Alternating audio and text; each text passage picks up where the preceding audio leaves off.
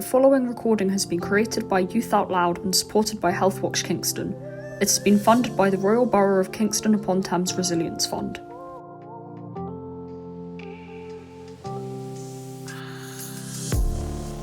Hello, welcome. I'm Scott Bacon from Healthwatch Kingston and Youth Out Loud. I'm joined today by Julie for our podcast on access to NHS and social care services for young people.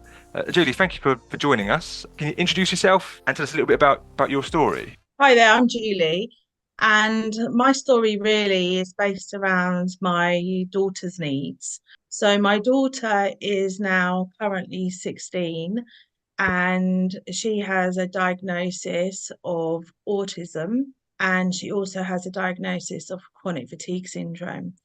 These diagnoses were made quite late, really, for her age. So she was diagnosed with autism at around 15 and also chronic fatigue around that age as well.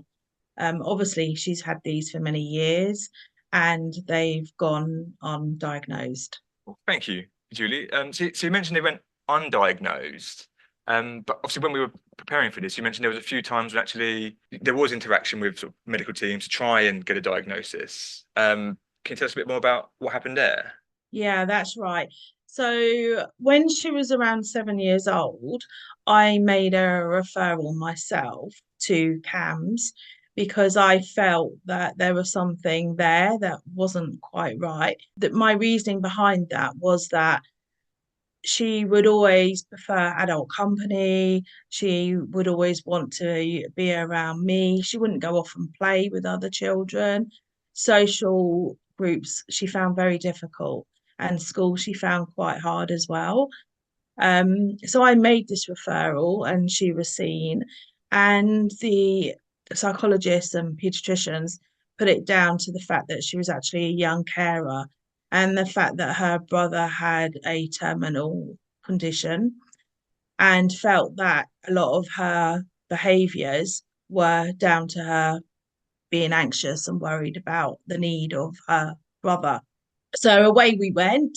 And again, over the years, everything really came to a head, I guess, because things just got worse. It affected her eating. She would only wear certain clothes. She found being in social situations extremely difficult. She found school very difficult. She would get upset at a lot of different things. And I also have an older daughter, so I had something to compare to, I guess, as well. And the fact that I've worked with children over the years. And again, I contacted school. By this time, she was in secondary school, and they felt that she was absolutely fine in school, and they felt there was no need to make any referrals. So I then again made a referral to SPA, which is single point of access, and spoke about my concerns and my worries and her low mood. We then eventually had an appointment, and we were seen by a lovely lady from CAMS, and she listened to everything, and she automatically felt, yes, I was right. I wasn't just dreaming these things. There probably was an extra diagnosis there to be had. We were then sent some forms to fill in, and we then eventually had an assessment. Obviously, we did have to wait a long time because the waiting times are quite long at the moment. And she was diagnosed with autism. This was okay because really I had prepared my daughter for the fact that this probably would be the diagnosis. And obviously just said to her, she's still the same person. She's absolutely fine. So that's how we went with that. With her chronic fatigue diagnosis, that was a little bit different because I kept taking her to the doctors because she had a lot of fast heart rates and she just didn't have the energy. She wasn't able to eat. And because of the autism diagnosis, I wasn't really sure, was this linked at all? And when I say I kept taking her to the doctors, we were probably there at least once a month. So she would have headaches. Like I said, she wouldn't eat, she wouldn't be able to go out, she would have pains in her legs and lots of different things. So she had a number of tests done, like blood tests, And eventually we were seen by the paediatricians at the hospital, Kingston. And out of the blue, to be quite honest, we were diagnosed with chronic fatigue syndrome. And that did come as a complete shock.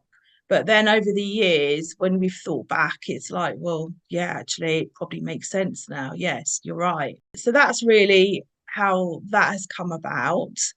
And then following on from that, we've also been trying to secure an EHCP for my daughter because her attendance has been very low at school, down to like 23%. And school kept saying, no, she was absolutely fine. She would manage. And I could see that that wasn't the case. And my daughter could tell me that wasn't the case either. So I've then gone on to actually do a parental EHCP. And because the LA refused to assess, I then had to take it to mediation to get an assessment. Once she had the assessment, the psychologist, I felt, actually concerned more around her needs of her autism diagnosis and didn't really go into her chronic fatigue syndrome diagnosis and what she actually needed support with in that area. We then went on to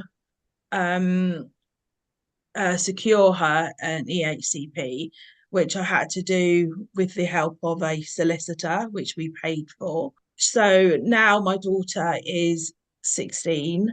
She is going off to college. She's just doing her GCSEs now, and she's going off to college. Okay, that's great. So she's got off to college. There's when you were seeing the doctor, were you able to see the same people, or was it different when you went? So now we're currently under Kingston Hospital. And every time we actually went to Kingston Hospital, we would be seen by a different doctor. So obviously, this meant that myself and my daughter would actually have to tell her story again and again. And because chronic fatigue syndrome, you actually don't have much memory and concentration, she found this extremely difficult. I then spoke up for my daughter, obviously with her permission, but we also had a doctor who obviously didn't really know too much about ME, who recommended that she would need to go off running to try and improve her ME diagnosis. And my daughter was clearly saying, I can't actually even get out of bed some days. How am I supposed to go running? And she felt this, it was very difficult. She was also asked about, did she feel that she had an eating disorder like anorexia?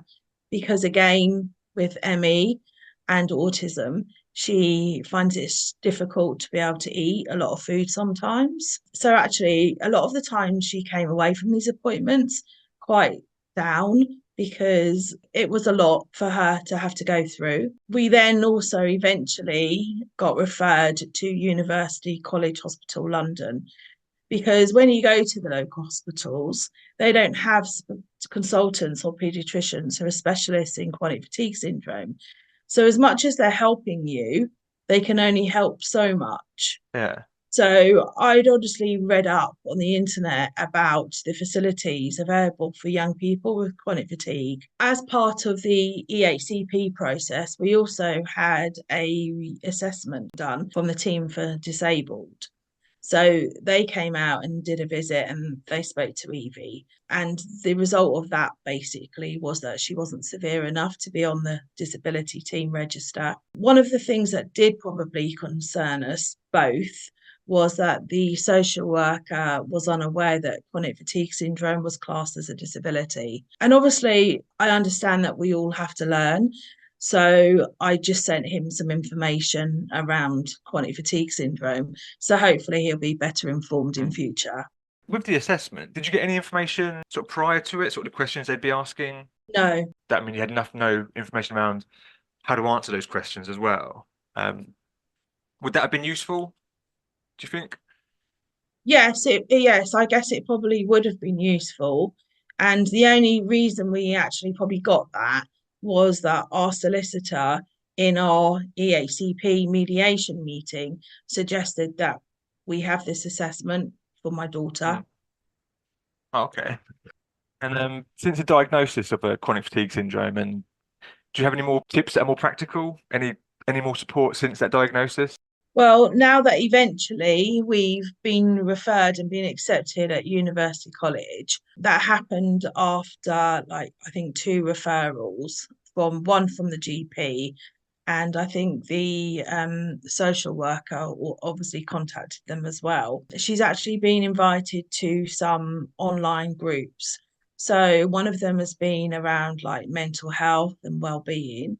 She's also attended one on sleeping, which has like probably helped her, I would say, as well. Um, and then she is now being seen quite regularly by the team at University College. They've also been monitoring her medication as well. And she is also going to take a OT therapy course and physiotherapy. At school, they actually did put in place some occupational therapy sessions for my daughter. And there would be a couple of, well, I think there was a time where she actually couldn't even get out of bed. And we had to ask for them to actually come and do a home visit because she wouldn't have been able to. And then it was quite good because I suppose she actually could see for herself and feedback to the school and the rest of the team. She actually witnessed how bad her ME was on that Mm. day, that she couldn't actually get out of bed without some support. So my child is also having some drama therapy at the moment as well at school, and that's around her being able to talk on a one-to-one basis and explore really her feelings about how it impacts her as a young person, not being able to go out and socialize. I literally have to take her to school, I have to collect her from school. If she does get to go out to her friends, again, she relies on me for transport as well. The same with all the hospital appointments as well. We also, as I spoke earlier, she has a brother with learning needs and also health needs. And I'm also his main carer. So he also comes with us to the hospital appointments, which can be quite difficult because he gets confused and thinks actually they're his hospital appointments. Okay. And also, my daughter needs that particular time on her own to be able to say what she needs to at these appointments. Sometimes I need to give him medication while I'm in Yeah. these appointments with my daughter. So it can be quite difficult to do that. We also, if we have to go to University College Hospital, because of the parking involved, even though we have a blue badge for my son, also it's very difficult to park there because of her chronic fatigue syndrome and then my son's additional heart failure. We can't actually use the trains, so we have to get an Uber to the hospital and back.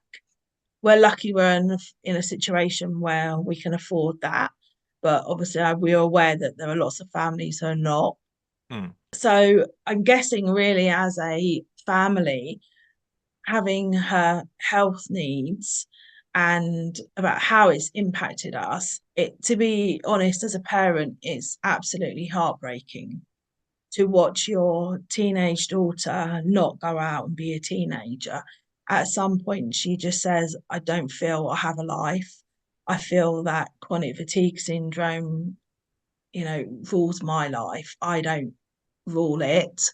Yeah. And that's very difficult to hear, I think. It means that there are days where a lot of the time we're spent indoors because she can't really go out and access things. Chronic fatigue syndrome is so varied that one day she'll be okay and she can go out and do a little walk or do something, but yet then she might pay for it for the next 2 days or so. And then there's other days where, like I've said before, she can't actually physically get out of bed. And that even means she'll need help to be able to get to the bathroom. This impacts everything. We have to be, very, really careful about what we choose to do as a family for activities.